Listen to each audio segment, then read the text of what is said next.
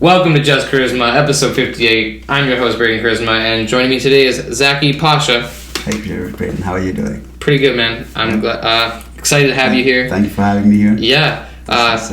This is very interesting. You've never podcasted before, have you? No, sir. Perfect.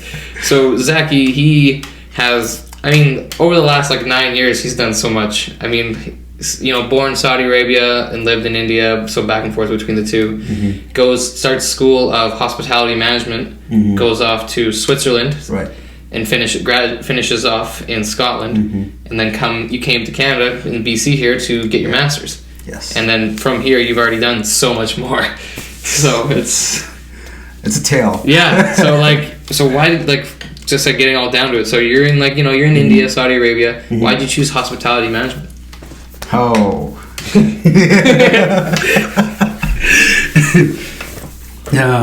So let me go back to how the schooling system in India works. Sure. Over here, the high school is up until grade 12, correct? Okay. So in India, high school is up until grade 10. Oh, okay. Okay, from kindergarten up until grade 10. Okay. And then grade 11 and 12 is something what we call pre-university. It's the equivalent of doing 2 years of university in Canada by Canadian standards, I'd say. Okay. Yeah, the syllabus is structured a little differently. That's really cool. Yeah, and I don't know if you've heard of International Baccalaureate or no, I haven't. A levels. It's a syllabus system that is standard across the world. Okay. Which is usually accepted anywhere, any university you want to go to. So the syllabus that I studied is a mixture of those two syllabuses along with the Indian Secondary Council of Education. So it's it's like we mash up a bunch of systems, make it really hard, and fair enough. It's hell. No doubt. Especially being being 16, 17. I was in grade 10, 15 years old. I had to give, I think, 19 exams for my final. Yeah, my finals. 19 exams. A month. An entire month with a day off in between, if that. Oh my gosh. Yeah. That's very stressful. 19? 19. Don't get me wrong. 4 is hard enough. You have you think? like one for each course. But not 19, man. English 1, English 2, second language, third language. 3 sciences. Language? Yeah. Oh my god. Because India has too many languages, right? I guess so, yeah. And then we had physics, chemistry, math, bio, each, and then history, civics, geography, environmental studies, computer science, commerce. Wow. Yeah. I'm forgetting now. The list goes on. No doubt. Okay. It was quite intense. So after grade 10, we go into pre-university, and in pre-university, you can select what you want to specialize in. Okay. Okay. Usually, what happens is if you take the sciences route, you can, once you graduate from grade 12, you can literally walk into any field of education. You can pursue engineering, medicine if you get accepted. Makes sense. Or you can go into business because science is the toughest syllabus you could study in grade 11 and 12. But if you did, for example, the business route in grade 11 and 12, you could not upgrade to... Yeah, you just basically... It's like tier 1, 2, and 3. Exactly. You do tier 1, you can do all 3. Everything. Yeah. Basically. That makes sense. So I did the tier 1 route, which was the sciences. And physics, chemistry, math, bio, and English and French. Wow, okay. Yeah, and I was like, okay, I have to do this now.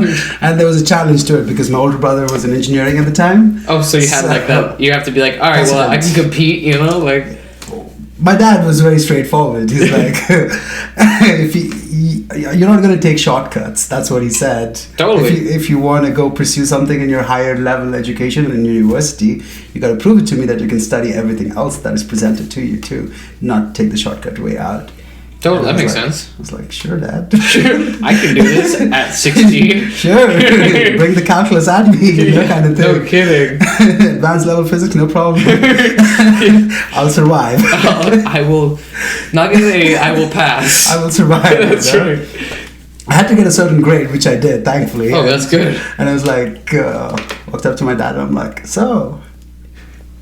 I did it. I did it. That's awesome. So I had him locked up in a deal, so to speak, where he would sponsor my education if I hit a certain a certain level, and I'm like, okay, see, I hit this. I got accepted in 2 universities in Switzerland. What do you want to do?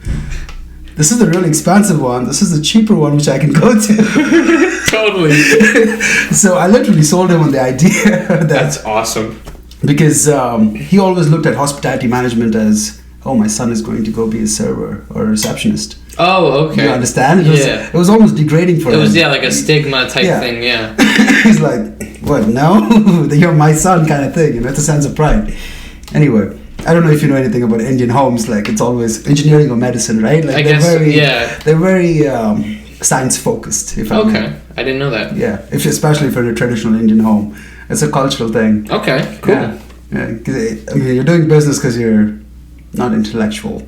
Oh, that's how it's looked upon. That's how it's looked upon. Okay. It's pretty rough. Yeah, no kidding. It's pretty rough. That's like, you have to live up to these standards. It's like, yeah, man. Okay. Think about it like this: 1.3 billion people in India, right? Yeah. The competition is stupid. Oh, I can only imagine. Yeah, well, here you think it's no. No, it's like you have a graduation class of like 2,000 or whatever, right? And you're just like, all right, now everyone's fighting for that placement. Yeah, it's tight.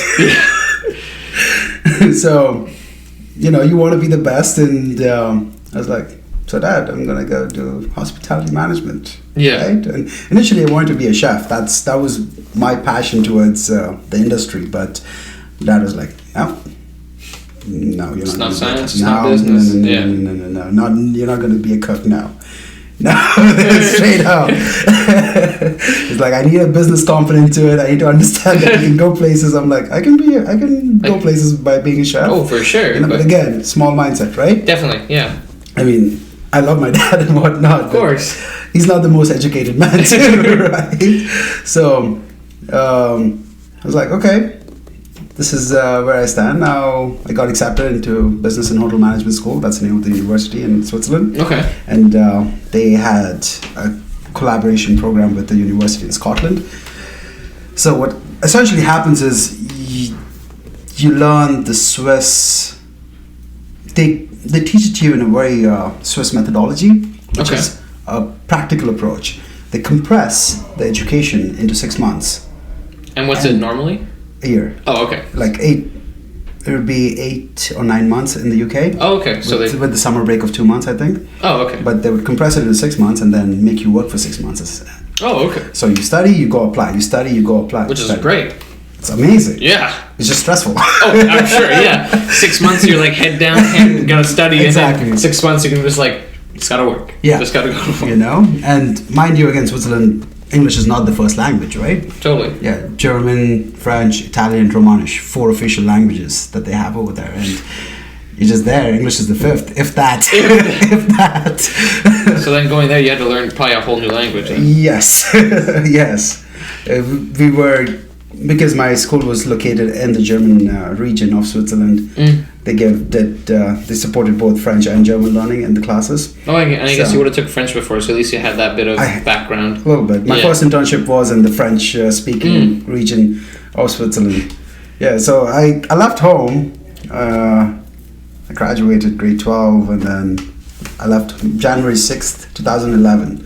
Is when I landed in Switzerland. That's cool. Yeah.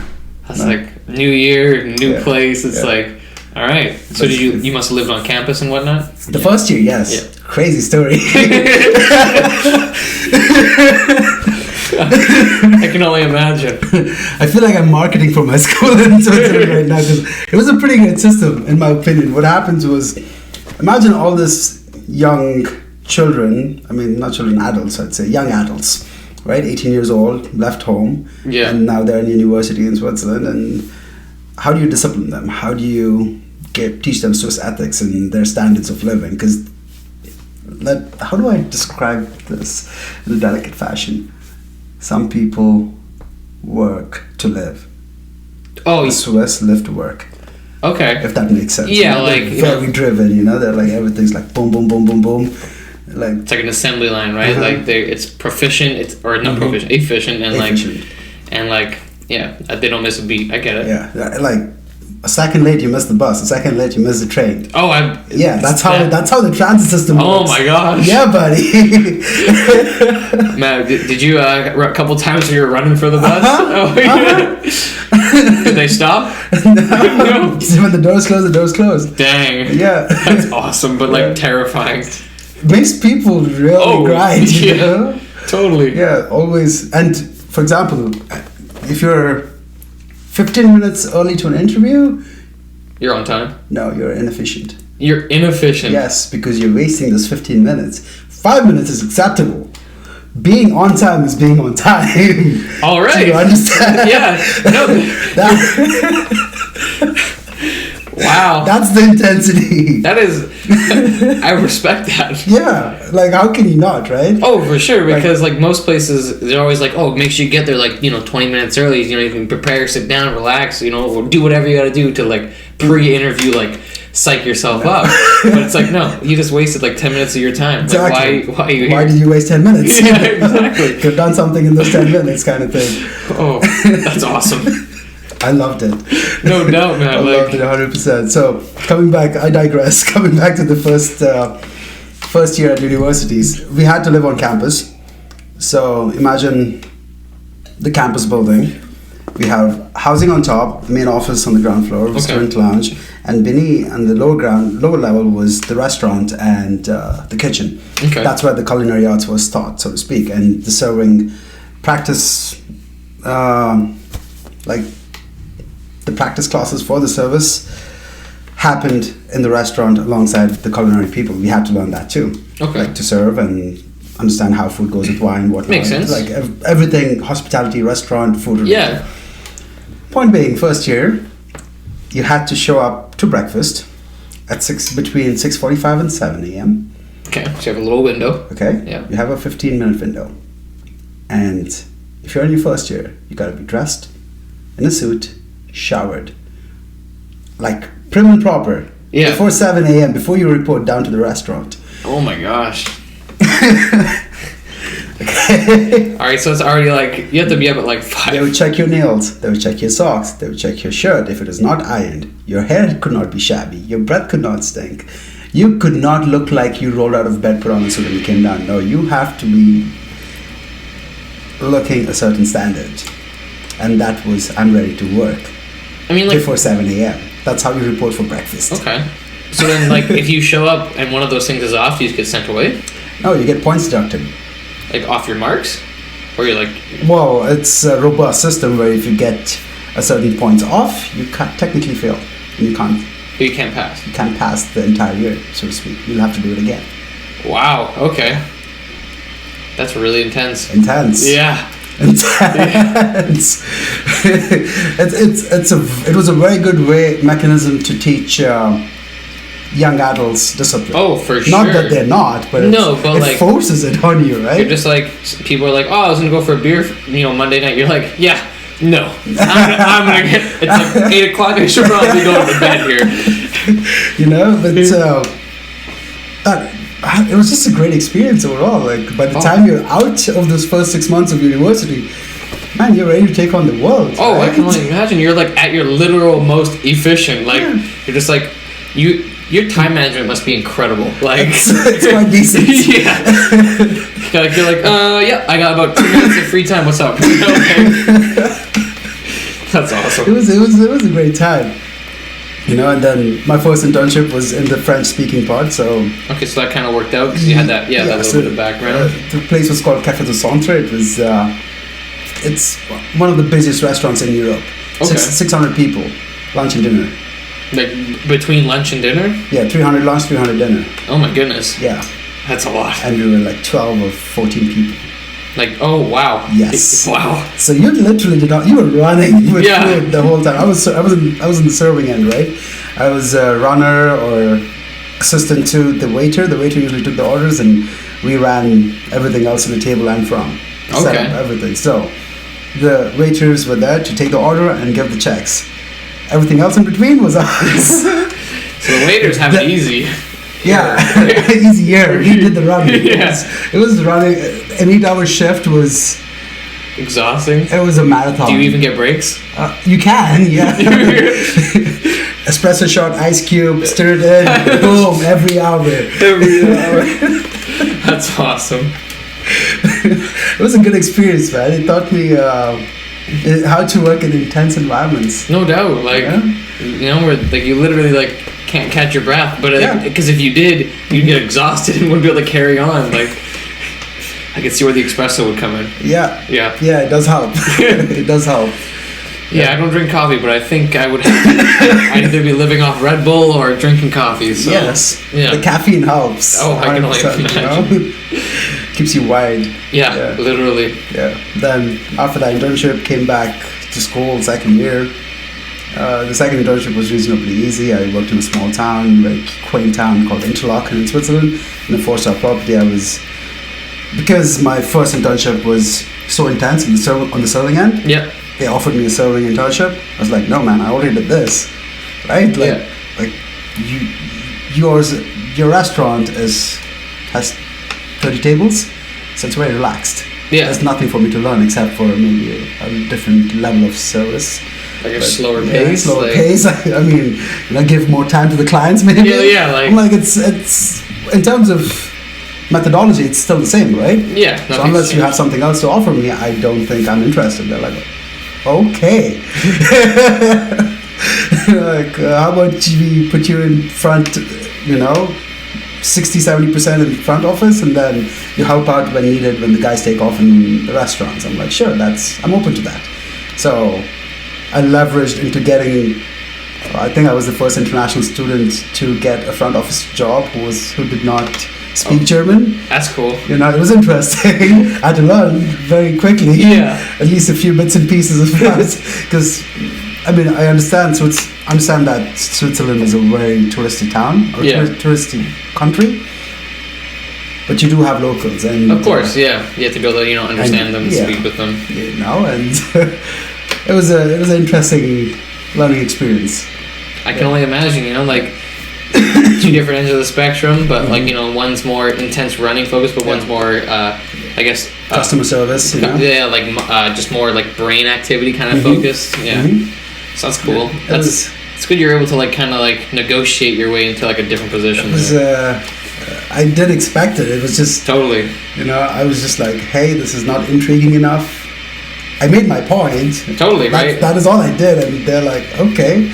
This is a first. I guess nobody else had done that before. No one's just everyone's either just says yes or no maybe, and you're just I want to, but I'm not gonna just do this. I need to do something else. Yeah, because, I need to learn, right? Yeah, exactly. That's why I'm here. That's why you're doing this internship. Exactly.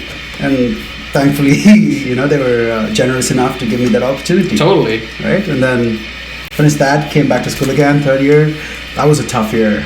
Oh yeah? Just class-wise? Class-wise, it was very intense, man. Strategy, research, facility management. It was just papers after papers. Oh my god. So the final year of the degree, right? Yeah. So that's where you're grinding it out. So you probably have 20-page essays and stuff like that? More. Oh my god. I couldn't imagine, Yeah. At least 50-60 page. 50? Yeah. Oh my. At least my. Are you printing in large font so no, it just hits? It was very detail oriented. Oh, I can imagine. No, I don't think I could do that. I mean, I'm sure at that time, maybe once I've studied and done all that other stuff, but as of this moment, I don't think I can give you 60 pages on something. Maybe it takes time. I'm just tell you that. It takes time. It doesn't happen like that, Yeah. It was 6 months of what's the idea you want to pursue? Okay, you want to do this and that. Okay, because my research paper was on should restaurant menus have calorie information on it? Okay. And if provided, would it affect consumer choice? Right? So I had to do a survey, find literature, previous literature done, if there's been any correlation between the two, and go out to the Swiss consumers and be like, hey, totally. Answer the survey and collect the information, process it, and then that's cool. Tell your findings in the paper. Absolutely. It was a good process. No doubt. I like seeing the calories. Yeah. Because I like to see what I can get the most out of. Yeah. I'm like, someone's got. Or what kind of nutritional information would you like to see? That was also one of the questions, right? Is there sodium? Is there fat? Is there protein? Because not a lot of people are watching what they eat, right? A lot of people. So it's just the fact that there's like a salt or a fat thing that can be like, ooh, I've already eaten too much fats, can't get this today, so I can go with this. Yeah, 100%. That's cool, man. It was a cool paper. Yeah. It was a cool paper. I think I topped my class with that paper. It was funny. That's awesome. I was like, wow, I was surprised myself. Didn't know I had it in you. I was like, yes. That's sweet, man. So then you finish your third year. Now you're off to Scotland. And then I actually did my final internship in Switzerland. Oh, right. It was a I don't know, 3 or 4 star property. Funny story about that. So the guy who owns the property, he had attempted suicide. Okay. All right. He was going through a phase and he shot himself, but he survived. Which is good. Which is great. Yes. God bless him. Yes, God bless his soul. And his partner, his partner was from Thailand. Okay. Mr. Pong. Okay. Mr. Pong, his husband, rather, or wife. I don't know what's the correct dynamic over there was. For sure. But his partner, let's say with that. Mr. Pong, he's from Thailand. And Mr. Pong was handling most of the hotel while the owner recovered, right? For sure. And the front office departments quit. All of them quit together. Wait, what? The day he came back. No. Yeah, because apparently this guy, the owner, was going through obviously a phase, a lot. Yeah, right? yeah. You know, and he wasn't apparently he wasn't the best boss, right? So they all like, okay. The second he came back, all of them quit. And I was working in the housekeeping department at the time because, again, something different. I did service, I did front office. I wanted to I'll clean rooms now. Let's do it. Yeah, sure. Why not? Right? Let's run the operation, right? And then when they all quit, Mr. Paul comes up to me. He's like, "This is what happened. Can you take over?" I'm like, "Can you take over?" I'm like, "What?" Yeah, like rephrase that, please. Yeah. Okay, interesting. I'm like, sure. I became the duty manager for the entire hotel, so I ran. Just on your internship. It was so funny, man. I was like, life has its ways, right? Totally. That is something new to learn, though. Like, it was more or less front office along with all the other tasks that would happen on a managerial level, right? Like budgeting and for sure. And just processes again at the end of the day. So like, okay. Right. So I worked I think for good months, 7 to midnight every day. Like 7 a.m.? 7 a.m. to midnight every day because no one's there. So they had to do the hiring process and everything, right? Oh my goodness. Yeah. Man, that's such long days. Like, then again, there are lull periods, right? Yeah. Of course. So that's where you get your sleep in. And like, I could sleep in the hotel if anybody needs me. I'd be at the back. They could press a button. I would come to the front, kind of thing. It was a small hotel too, so it was easy. Oh, okay. Yeah. It wasn't very demanding.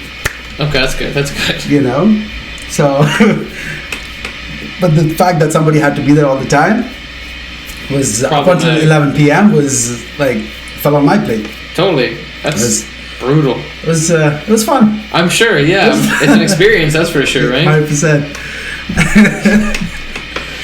Yeah. Finished that.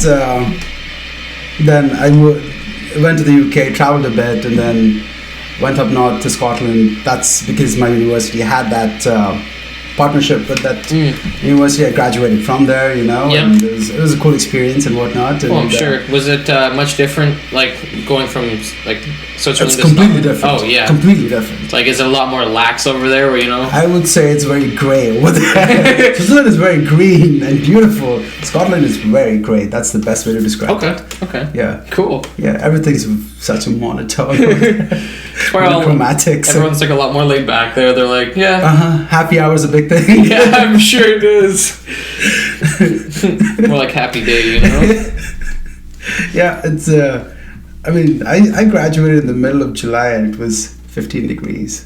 Peak of summer. 15 degrees, shade all over. I'm like, yay! Yes, like I can't wait to go to the beach.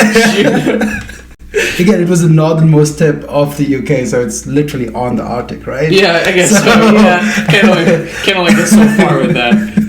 That's awesome. Yeah, and then what happened after that? I moved back to Saudi to my dad at the time, and I'm like, okay, let's apply to some universities. I want to do my master's. Applied to London School of Business to do my master's in management. That is for young graduates who do not have enough work experience to do an MBA. Okay. So I was like, okay, let me apply for this. And then what happened was my dad fell ill. Had to get a surgery done. Little backstory. The year I was born, he was in a major car accident, crushed his entire hip. He was disabled. Whatnot. Yeah. And then Sorry to hear that. It's all good, man. And God bless, he's a very strong-willed man. Oh, I can imagine. Very strong-willed man. So I know it'll be too graphic if I show it to you. Like, so your the thigh bone, the femur, it goes and sits in certain sockets in your legs, right, in your hips. That makes sense. So one of the sockets was crushed. Okay. Completely. So they tried to bone graft it and fix this leg back in a normal place. What happened was it slipped.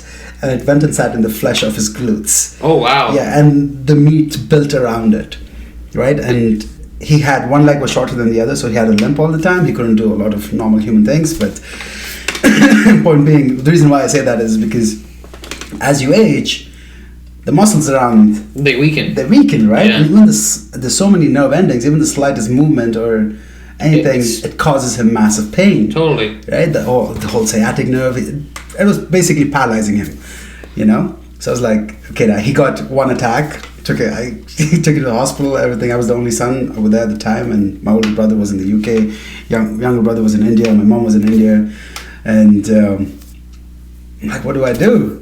It's like, I'm better now. I'm like, okay, attack number 2. I'm like, what do you want to do, Dad? This is happening, you know? Like, this keeps happening. You know? There's something that's gonna go. Yeah. So a month passes, he recovers again, and I'm like, okay. So I started doing research as to what he had to get a total hip replacement surgery done. So I was waiting for the next attack, as bad as it sounds. Totally. You know, I could see the toll it was taking on him, so I knew, like, if it happened one more time, he'd go into whatever I wanted him to do for his betterment. Yeah. Right? So I'm like, attack number 3 happened. I'm like, okay. It's like, he looks at me, son, I need to go get that surgery done. And you're like, thank you. I'm like, done. It's all booked. I already have it Your flight tickets. Yeah. This is the surgeon you're seeing. You know. That's awesome. At least like you had that already and all prepared. It was all in place, and he left to India. He got his surgery done. He was in his recovery phase. I was managing his business at the time, and I was like, okay, great. The whole time I was with him, I was helping him with whatever he needed. For sure. You know? And once he recovered, came back, I was like, okay, Dad, I got accepted into a couple of universities here in Canada, so I'm gonna go. Totally, man. He's probably like, all right, like, sweet. Like, you've done your bit, you know? Yeah. Like, I'm here, healthy. I'm like, you can walk, everything's good. You can play soccer now. God bless you. Oh, sweet. Like, yeah. And my younger brother he just graduated, so he could support my dad in the rehabilitating process too. And my mom was more around as well, and everything. So it was good timing, yeah. It was great. Like, me exiting was perfect. 2016, got on a flight, came. I had to get a surgery before I came here, so I went to India. My sinuses were clogged because Switzerland to Saudi Arabia, the cleanest place in the world, to a desert. So it caused a reaction in my nose that made everything inside an infection happen. Like, so everything was clogged. I could not breathe from my nose. Yeah, so I went down to India, saw an ENT specialist. There's like, you have to get a surgery done, and they went inside, cut open everything with microblades, and now I can breathe. Yeah, you can breathe. Yeah, so after that, boom, flew to Canada. That's what happened. That's awesome. Wow, it's been 30 minutes already? Yeah, man, it flies, man. You don't even realize it. And then you're just like, oh shit. So you've come to Canada. Yeah. And I've come to Canada. I'm doing my master's in business and my master's in science for international management. It was a double degree program that VIU offers. It's like, great, let's do this. Totally, right? You know, it's fun times. Living in university dormitory at the age of 24, 25 was interesting. Considering probably everyone's like, what, 18, 19? Yes. Yeah. 17, 18, 19, let's say that. My buddy, my roommate, or my bunkmate was a guy from Taiwan, Weasley. So great guy. Awesome chemistry. I still live with him. We still live together. So it's great, awesome. That works out really good then. Yeah, he's like a younger brother to me. Oh, perfect. Yeah. So it's a great good dynamic. Good dynamic. Yeah, that's sure. Cool. You know, in university, first semester hell. I was partying way too much because German exchange students come to VIU, and right? they party, and they're here for a vacation. Oh, yeah, because their school system is way harder than ours, so they come here and it's like, oh, that's easy, and they take the easiest courses too. For sure, right? This is a good time for me to chill and enjoy the Canadian lifestyle, right? Not that it's a bad thing, it's just but like Vancouver Island, all this nature around, literally explore, right? Yeah. I'm like, okay, so, and because I spoke German, I could connect with them, and you know, two of my other roommates were Germans in the dormitory, so first semester was hell. was not the best grades. Second semester, I think we were among the top in the class, something like that, in the cohorts, and the partying stopped. Actually, it was MBA is built around a lot of group work. Oh, okay. So essentially, if you have a solid group, you're getting good grades. That's how it works. That makes sense. So I had a solid team of players. Like, I did not bring the most, I wasn't the most intellectual on the table, right? Like, it was a very well-rounded team. One guy specialized in marketing. One guy had, 15 years work experience already in the banking sector, finance and whatnot. And there was one other guy who was, he was there for the ride, but by the end of the MBA, he was the most dominating person in our group. No kidding. Yeah, he developed so quick. That's awesome.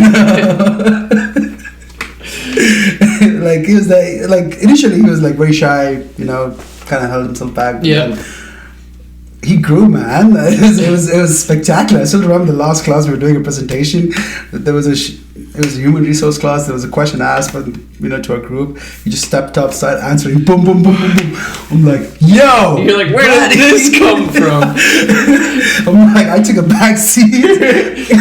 I happen to have naturally good presenting abilities. But then I was like, okay, take the floor. You do you. Take the floor, buddy.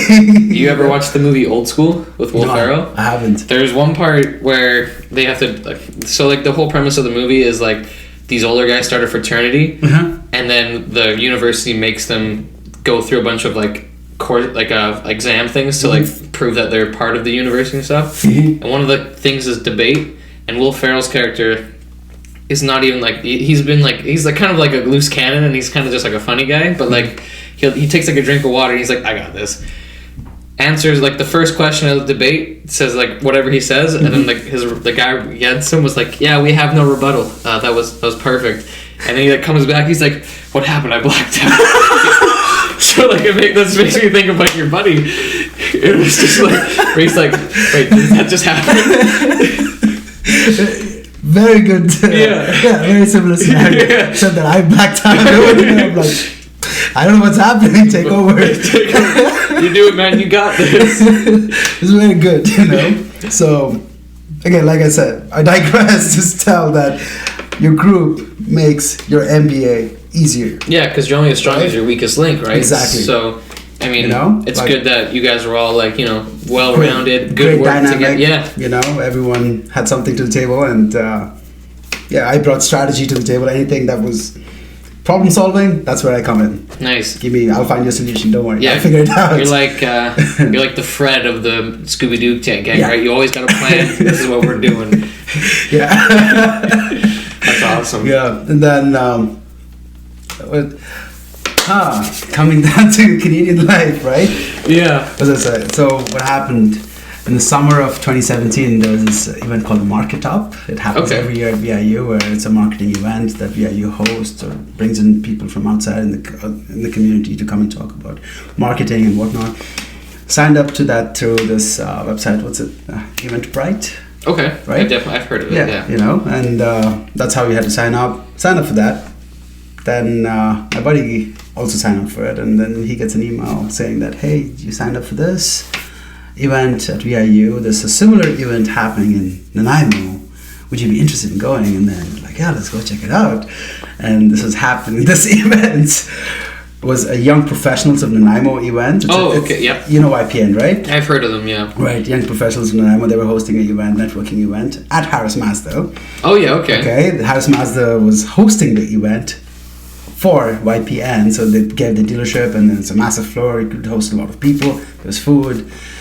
Okay. Chamber of Commerce was there, and oh yeah, okay. you know, like bunch of local communities. I have no idea. I'm new here. Yeah. I'm what 6-8 months into Canada or something. I have no network, nothing, right? Except for the party lifestyle and the MBA, right? So I'm there with my buddies, and then that's when I ran. That's the first time I saw Tony. Oh, okay. That's the first time I saw Tony Harris, right? And then he. Since he was hosting the entire event, comes up, gives an opening speech, talks about a very interesting topic that he read in Harvard Business Review called cumulative business advantage, of how different people bring different dynamics on the table, very similar to the group work we talked absolutely, about, right. how you're able to leverage all of that to essentially excel.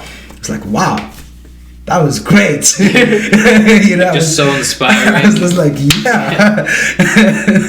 And then we were all dressed, like we were dressed to kill, all me and my buddies. Oh, like, yeah. One of the things, presentation is key, and I don't know how to say it. I have a very Euro sense of fashion. Okay. Because of living in Switzerland. Absolutely, yeah. You know, and that kind of stands out in Nanaimo. Definitely, like, in terms of like, you know, your typical, you know, Canadian dress or like plaid jeans. Yeah, exactly. So people over there were walking up to me and asking me like, "What's up with you? Are you a model or what's happening? What are you doing here?" I was very uncomfortable. You know, like, no man, I'm in the MBA program over here at VIU. I'm just here because it looked like an interesting opportunity to go, you know, visit and see who I can meet and greet. And Tony was swamped by everyone around. Oh, I can only imagine. Everyone wants to talk to him, right? He's a local businessman, entrepreneur, successful. Like, you know, has great lineage, and you know, they all want like tips. They want like, you know, like they just want as much information like that they can absorb, right? You know, and the Harris family is a big name in Nanaimo. At the time, I had no idea. Of course, right? You're like, you know, new to the country. So I'm just standing there. I'm like, I want to talk to this guy because of his cumulative business advantage speech. You know? Yeah, like nothing, like literally nothing else. But like, that was good talk. I want to know this guy. Yeah, right? for sure. So I just stand there. I'm staring at him. He looks at me. We make eye contact a couple of times. He knows that I'm there to talk to him, right? And then waited. Again, people were there, and he's like, I'll come back and talk to you. I need to go talk to this guy. That's awesome.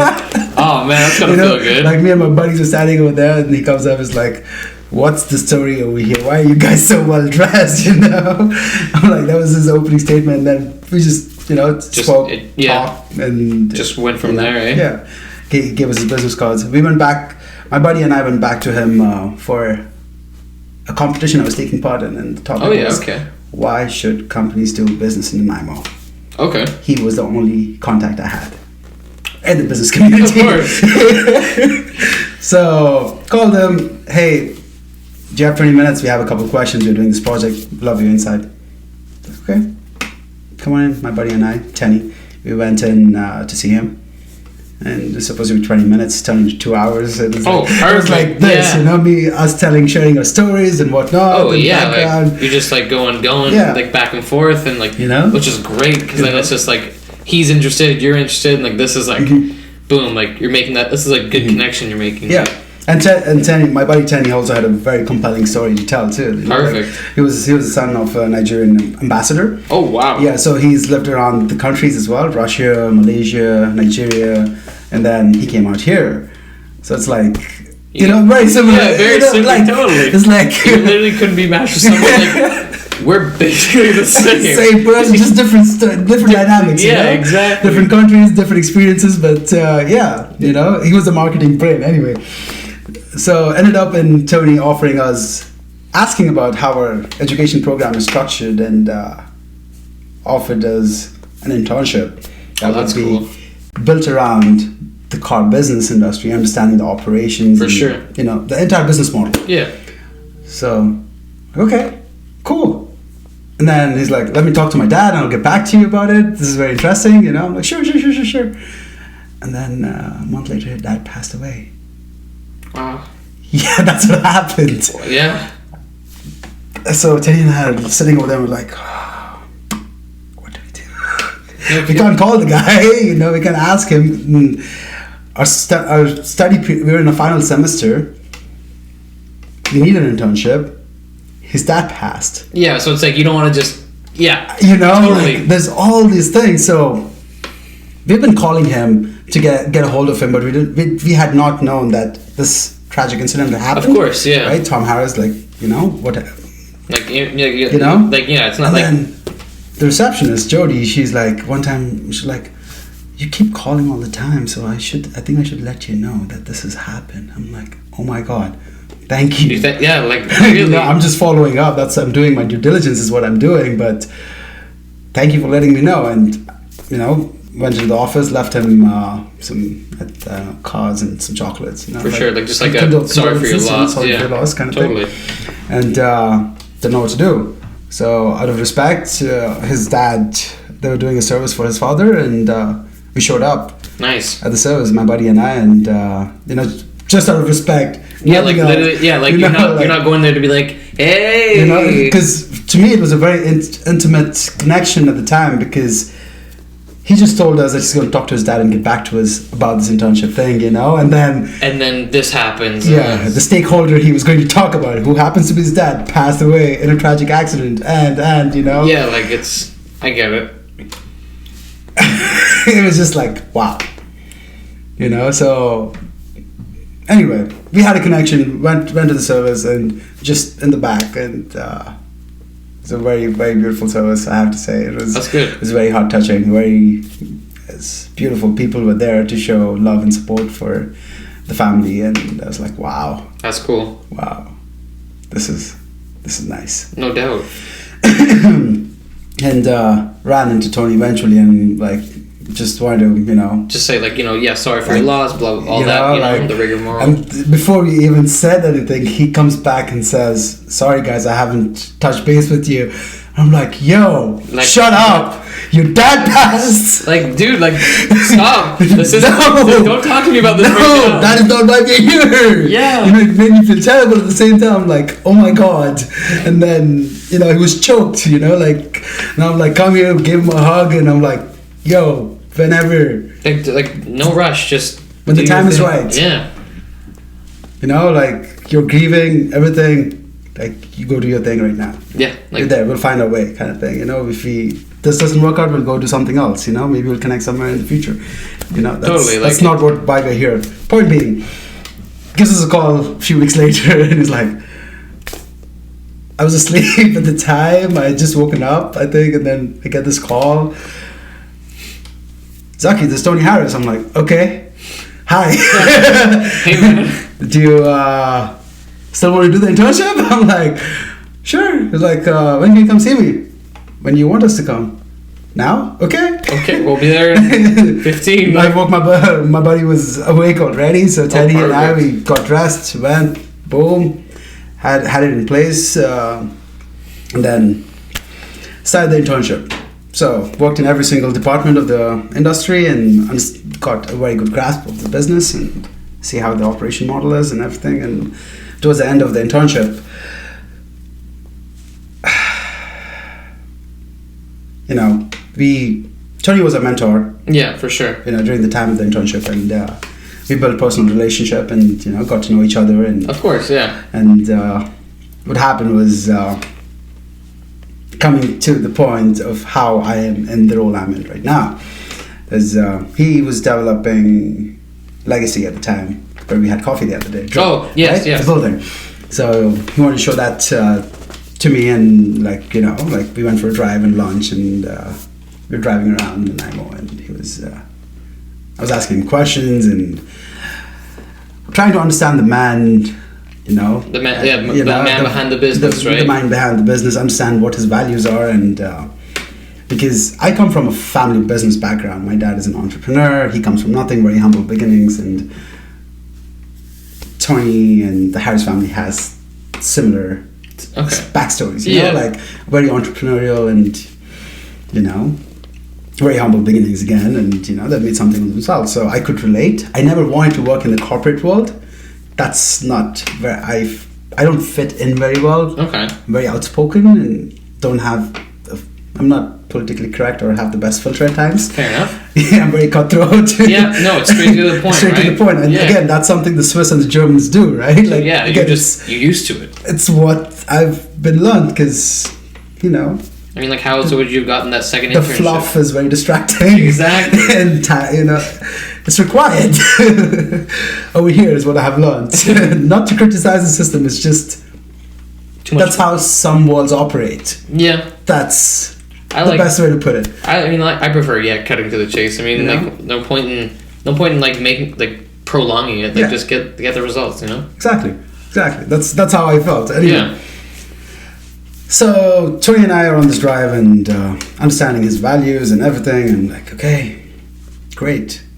And he was sharing his vision with me at the time, where he wants to go, what he wants to do, and I'm like, cool. At that time, I had already known that this is the man I want to work with. For sure. Right? Yeah. You know, because he's inspiring, and, you know, like... Yeah, like he's... I see the qualities that my dad has given me, and, you know, and I've seen my dad operate in terms of business, and like, okay, so we're on this drive, we eat lunch, we come back, and part out to the dealership, and that's when I was like, why do you ask all this kind of thing, you know? I'm like, I want to be the guy who makes your vision come true.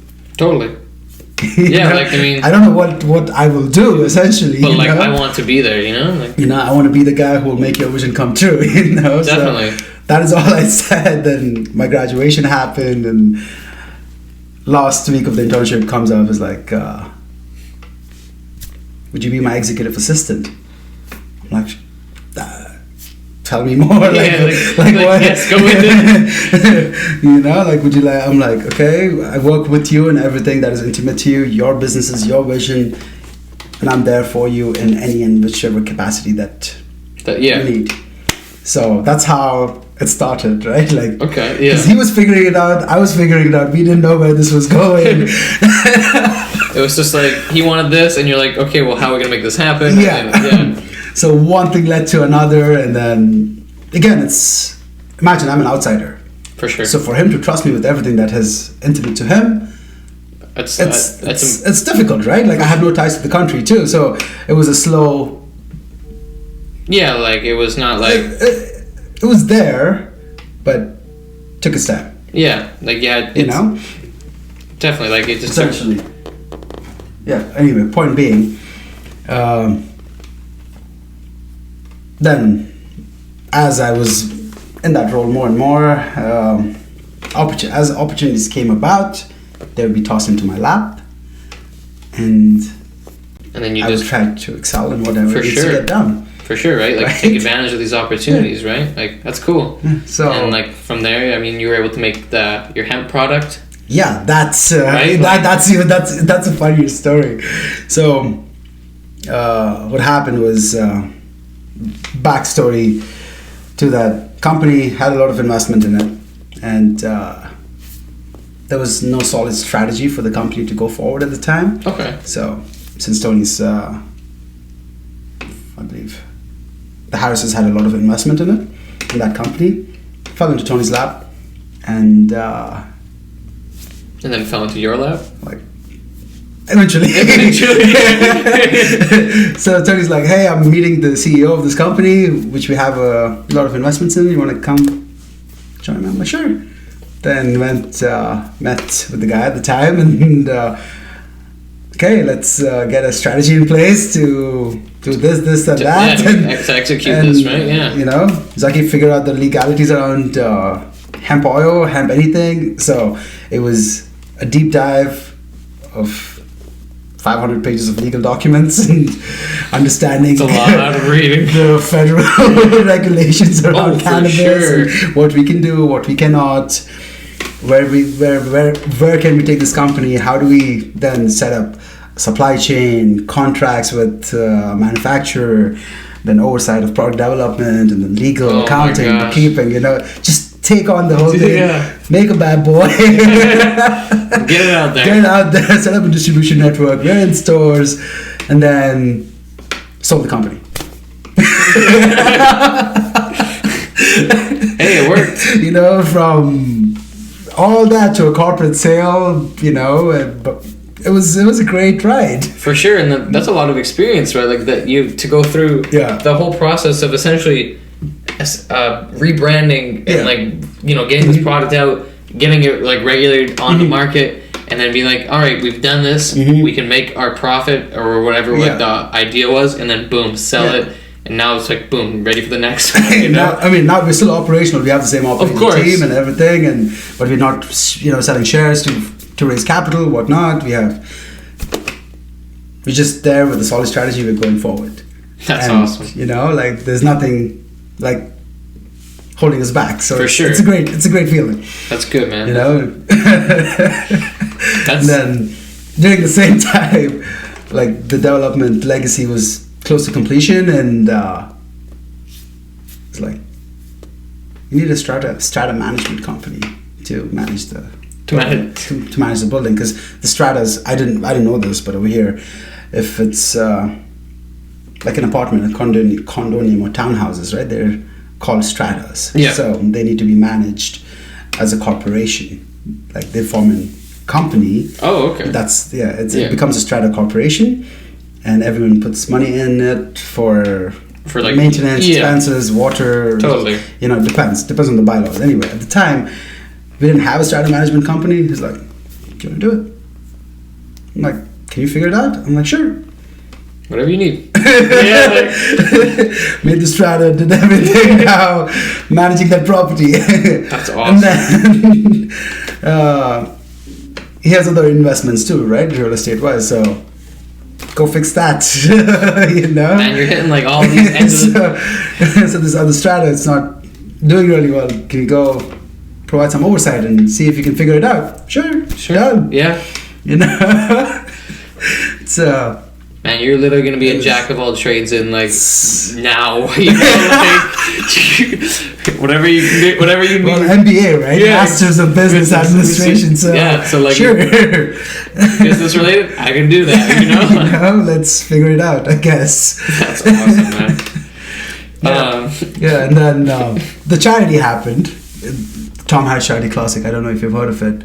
It's a local charity organization that was founded in the honor of Tony's dad. Makes sense. Right? And in 2018 was the first year that the golf tournament happened. Okay. And I was brought on, and it's like, hey, can you help out with this? Sure. Boom. Here it is. That's awesome, man. We raised over $250,000. Wow, First year. that's insane, man. And the second year is like, okay, Zaki, here's your designation. You're the operations chair. Beat this.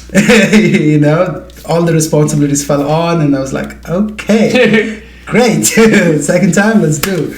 Beat the record. Nice. Now we're planning for the third year. And then to beat the record. Beat the record again. So perfect, man. I know it was a good learning experience too, right? Like for sure. Running golf tournaments. Never done it. Let's do it. I don't play golf. Don't understand golf. So yeah, here we go. But yeah, that's insane. It's from the car dealership to property management. Literally like charity to like it's just hemp industry, cannabis technology company. You're literally hitting like all these other they're not. I'm sure there's similar aspects in each of them, but they're all so different. Different sectors, right? It's beautiful. For sure, man. It's beautiful. That's all I can say. It's such an incredible story, just to be like, you've worked so hard, and like you're literally, and now it's just like you're still working hard, but now you're just you're like literally working like your dream. Is this your dream job right now? Like I would say so. Yeah. So like literally it's not a routine ever. Yeah. Like you just wake up and you're just like, all right, well, let's see what today's challenges are. Like And then Tony hits you with these challenges, and you're like, all right, I'm done. And then boom. Yeah, it's a good chemistry. For sure, man. It's a good chemistry. That's the best way to put it. Like, I don't know, there's a way I explain to people what I do. Usually it's like, so what do you do? Like, a lot of things. I mean, how much time do you have? Yeah, like literally. Can we sit down for 45 minutes? It's like, essentially I'm his executive assistant. Yes. Yes, that's the title. But like what you actually do. Then I have other titles in other companies too. Just because. Sure. You know, so it's definitely something. For sure, man. That's that's awesome. Yeah. And then, like, the best way I explain it to people, I don't know if you've ever watched Suits. No, I've only ever rented them. Oh, you mean like the show? The show. Oh, I thought you said bought. No. Oh, watched. Yeah, I've seen the first season or two. Yeah. So Harvey Specter and and Mike Ross. Yeah. Yeah. The way I explain to people is, I'm the Mike to his Harvey. And yeah, and they're both badass characters, so I get it, and it makes sense, man. Yeah. So. That's cool. Yeah. That's cool, man. Well, this is the part of the show called the motivational moment. So, how would you describe your passion in 5 words or less, or 6? I know it's 6 in this case. It is 6. It's very simple. Give your all, love your all. Okay. So, why did you choose those? I mean, just it's my outlook to life. Okay. You know, my father's a very passionate man. My mom is a very passionate woman. For sure. You know, I have to go back to my roots when I say this is because my dad comes from very humble beginnings again. Like he used to live in literally the slums of India, right? For sure. He came out, he made something of himself, no help whatsoever. I think he was a man of his own. Yeah. And now he has a story to tell of his own, right? Like, exactly, right? Like, which is incredible to go from it. I mean, it's like Oprah, right? Mm-hmm. Like you go from zero to nothing, like from nothing to like you have this. You know, like he's not affluent, but sure he does well for himself. You know, yeah, like he's good. Yeah, exactly. Right? Like he's not living check to check. Yeah, no, he's living a decent lifestyle, and that's great on him. Exactly. And then he has 3 boys. I'm the middle one. Yep. My older brother, younger brother. You know, and my mom, she raised us all in India. So essentially what happened was they sacrificed their marriage. They pulled off a long distance marriage. My dad worked in Saudi Arabia. My mom raised us in India because the schooling system was the best at the time over there. Which makes sense. Right? Yeah. 3 boys, hell. Oh, I can only imagine. 3 boys like me. The Rugrats. Even worse. She used to wake up every morning at 4:30 and make us breakfast, spread, pack our lunches. Oh my gosh! Sit with us for homework. Like the reason why I'm sitting here is because of my mom.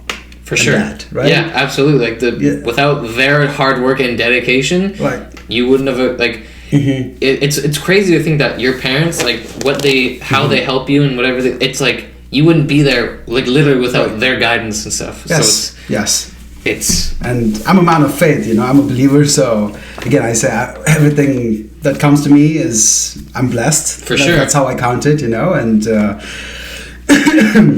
my parents had the right guidance, and my mom I don't know how to say it. She was a very interesting character. She still is a very interesting character, but I have nothing but love for her, Yeah. So. Like I don't know if you know this, but in Canada it's frowned upon. It's actually illegal, but my mom used to have a very strict way of disciplining us. Fair enough. Right? Yeah, say no more, You do one thing wrong, baby. Yeah. Hey, whatever works, right? And it works. It works. I am glad she did what she did because I think I was uncontrollable. Hey, right? you learn once and you never do it again. Or either that or you figure out a way to not get caught. Exactly. And 3 boys, my mom had to be the father and mother. Of course, right? 2 roles. Discipline us and, it was intense for her. For sure. And, there's a funny way to describe it is that my mom will always come first. Again, since I'm a man of faith, I'm going to make a reference. We are taught that heaven is under the feet of your mom.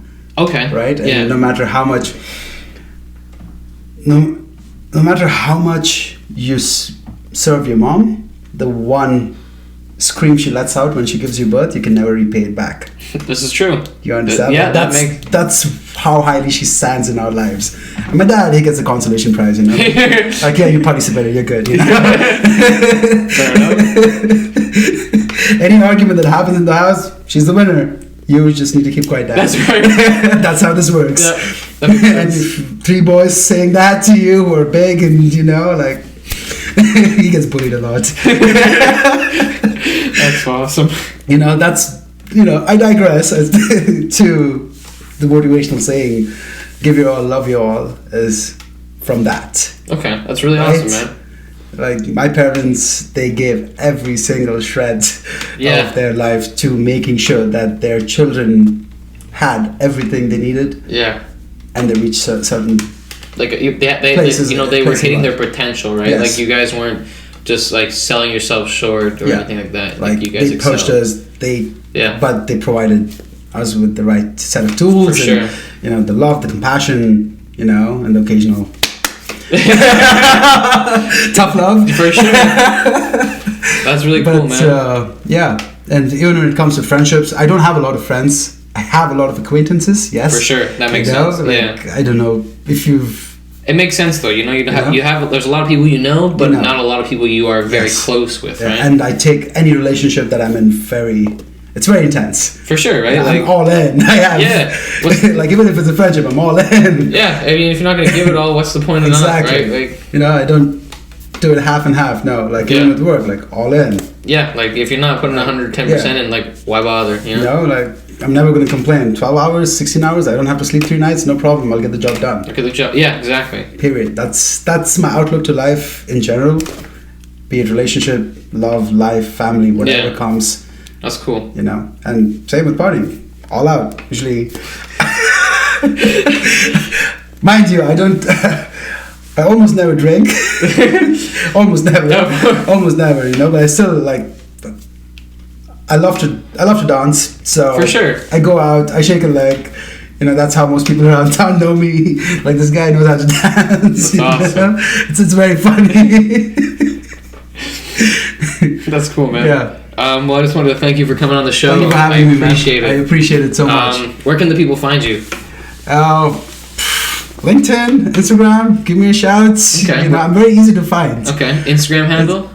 Zaki _ Pasha. Okay. ZAKI 2 underscores PASHA. Okay. Same thing for LinkedIn? LinkedIn is Zaki Pasha too, or Zaki Muhammad. Okay. If I'm correct. Perfect. Yeah. That's awesome. Anywhere else? Facebook, Zaki Pasha. Yeah, whatever. The usual, you know. Yeah, for sure. The usual platforms, but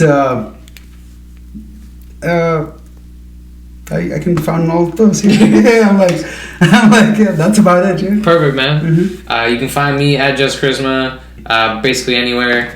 And if you like the video, hit the subscribe button, check out the other stuff, and we'll see you guys next time. Thanks.